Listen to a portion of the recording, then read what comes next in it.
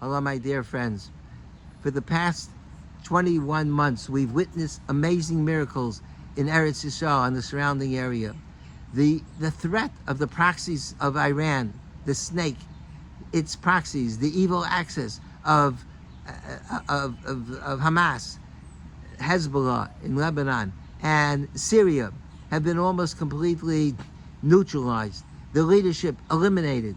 The missile storehouse that they have of 50,000 missiles in Hamas and 150,000 missiles in Hezbollah in Lebanon has been almost completely decimated. But the greatest miracle of all took place just 2 or 3 weeks ago when Israel attacked Iran, and they were able, with tremendous precision, to destroy almost all of their nuclear capability. And Iran has been threatening the state of Israel, death to Israel.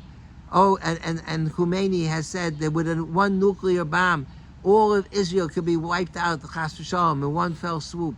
And his entire nuclear capacity was destroyed, including the Fordow nuclear reactor, which is buried under a mountain, 90 feet of rock on top of the nuclear reactor, and it was almost impenetrable. And American B-2 bombers dropped 30,000 pounds. I think there's 6 bombs they dropped on Fordow, and they completely decimated that nuclear reactor. So the tremendous threat that Israel has been living with for the past years has been completely eliminated at the present time.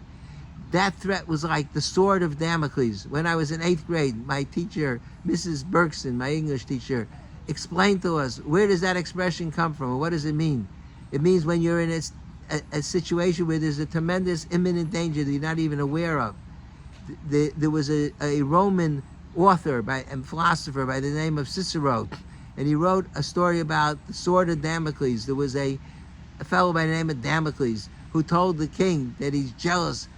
He was part of his court, and he told the king he's jealous of his wealth and his power. So he says, would you like to switch places with me for a day and see what it's like? And he says, sure.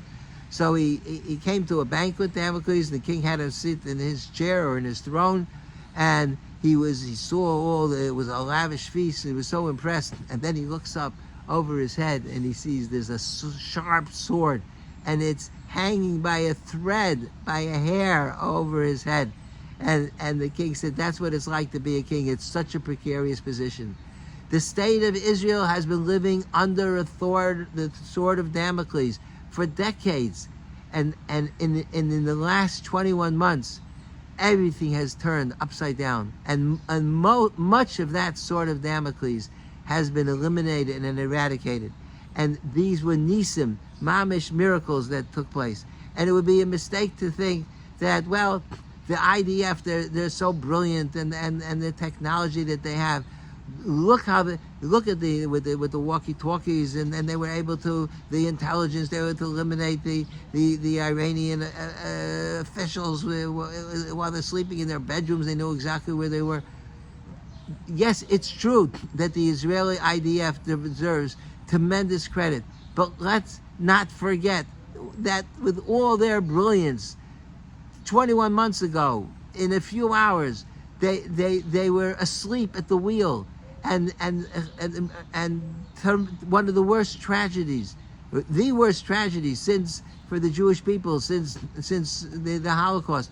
1,200 people died on October 7th, with all the technological devices and protections and systems that they had in place. And anything could have easily gone with the walkie-talkies. You just needed one little glitch and the whole thing wouldn't have worked. Or when they attacked Iran, it was such a dangerous mission. And President Trump, after that mission, he talked about how dangerous it was.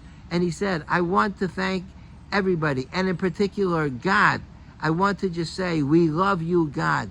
And he was almost in tears, and you could see on his face that he understood and he recognized that this was mamish a nes that took place when it went over without a hitch.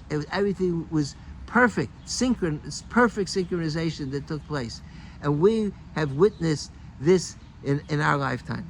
So I heard something from Rav Chaim Shmulevitz 55 years ago, more than a half a century, that's still ringing in my ears. And if he was alive today, I'm sure he would be repeating this thought over and over again, because it's so relevant and impactful. Rav Chaim said, the Gemara at Kriyas Yamsuf, when the sea split, the Jews said Shira, and then one of the things they said was, Zeh Keli Vaveo, this is my God, and I will exalt him. So the Chazal said, what does it mean, this is my God? Zeh Keli, this is my God?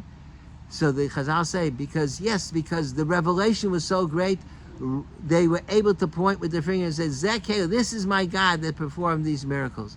So Chazal say further, Rasa Shifcha Ayah Mashal Roy Yecheskel Ben Buzi, a maidservant at the splitting of the sea, she saw greater miracles, a greater revelation than Yecheskel. Yecheskel was one of the greatest Nevi'im, one of the greatest prophets. And in the beginning of Sefer Yecheskel, he describes how he saw some mystical revelation of the Maisa Merkava, the chariots, and he saw the angels floating around and saying Shira before HaKadosh Baruch Hu. So a maidservant, Chazal says, she saw a greater revelation than the Navi Yecheskel. So Rav Chaim asked, why do you call her a maidservant? Why is she a shifcha? She's greater than Yecheskel. She saw more than Yecheskel. If he was a Navi, she was a Nevi'ah. She was a greater Nevi'ah than Yecheskel. So Rav Chaim says she wasn't greater than Yecheskel. Because sie is geblieben a shifcha. She remained the same as she was before. She was a shifcha before, a maidservant before she saw the miracles, and she remained a maidservant after. To be a Navi, you have to be transformed by what you see, by your relationship with HaKadosh Baruch Hu. She was not transformed at all. And Rav Chaim said, throughout life, we all have periods where we see things that are amazing. We see God's intervention. Even our health is miraculous every second. But we are unaffected. And we remain the same as we were before. And tragically, after all these miracles that we've witnessed, and particularly the miracles of the destruction of Fordow, we should have said Hallel that day. But we, unfortunately, if we are honest with ourselves and we say, how have we been affected? We geblieben the Zelba. We remained the same person as we were before. I'm asking myself, not asking anybody else this question. I'm asking myself, what have I now done differently than before I witnessed all these miracles? How has it impacted on me? And I'm not going to tell you the answer, but it's not such a great answer that I have. There's a famous mashal. The Alter from Kelm was one of the great disciples of Rabbi Yisrael Salanter. He lived in Kelm. He was the head of the Kelm yeshiva. He was a giant in Musar.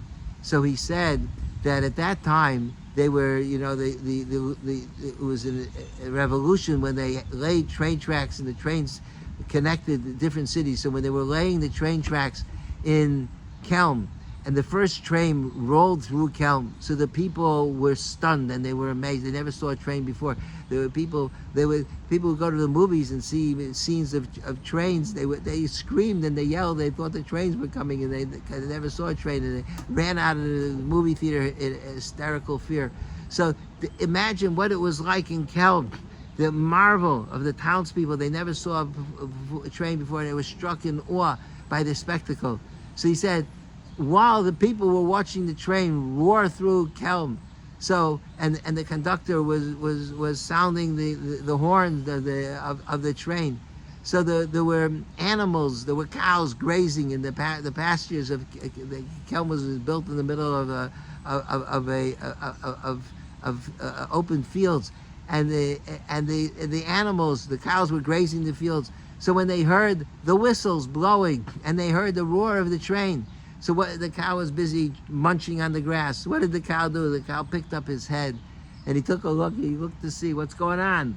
And he saw the train. And then what did the cow do? And then he went back. He put his head back down and he continued munching grass and swatting the flies with his tails. So the Alter said that was, he coined the phrase, the hispalus of the kelbana. The kelbana is a young calf. He said hispalus means the excitement or the awe or the inspiration that he had. What inspiration How was the cow inspired when he saw or overwhelmed, awestruck by the trains? The people were awestruck. What about the cow? He says the cows remained. That was the hispilus of the Kelba. The cows remained exactly the same as before. And they looked up for a second and they went back to munching of the grass. And the tragedy, one of the tragedies of life is that there's so many miracles taking place all around, that our health is a miracle. We don't appreciate. We also live under a sword of Damocles every second. Anything can happen. In one moment, a person's life can be transformed. And we live with a false sense of security here in America because we think that we're in such a secure position. But look what has happened in the past few years. So much anti-Semitism, in even before October 7th, but particularly afterwards. And so now we have a Democratic candidate in New York City, right, the most important city in the world, who is a supporter of BDS, and he's a socialist or a communist. It's frightening what's taking place. So we also have a sword of Damocles, and we all, even though this particular sword of Damocles, Israel has been relieved of it, but there's still, it's a dangerous territory where the state of Israel is situated, and they're surrounded by hostile neighbors. And we need to appreciate the fact that when the Ribono Shel Olam performs the miracles, we should not be like the cows in Kelm and the hispilus of the Kelbana and witness the miracles and go back to munching on the grass. In this week's parsha, you see how people they see tremendous miracles and it has zero impact. The Jews complain after 40 years in the desert. They complain to Moshe Rabbeinu, "Lama ha'lisanu miMitzrayim? Why'd you have to take us out of Egypt? Because ki ein lechem ein mayim. In the desert, there's no water and there's no bread. V'nafshenu katza b'lechem ha'klokel. And we're tired. We're sick and tired of the same old bread. Lechem ha'klokel means the bread that does not sustain us, because they or the disgusting bread. They were tired of it. It was the same bread over and over, even though the mun tasted like whatever they wanted. They wanted rib steak, pizza, whatever you want.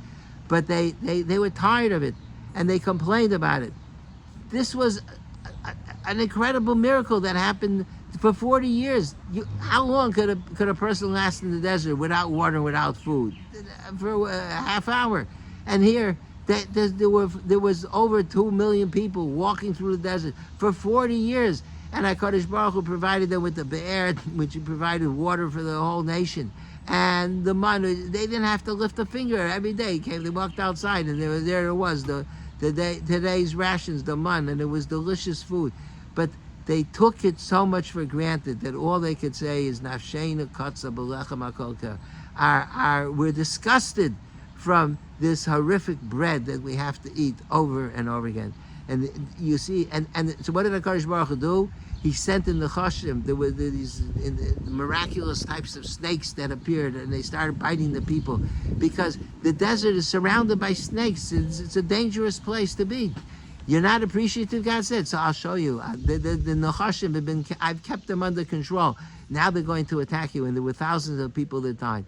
So we should not be guilty of ingratitude and not appreciating the miracles that have taken place.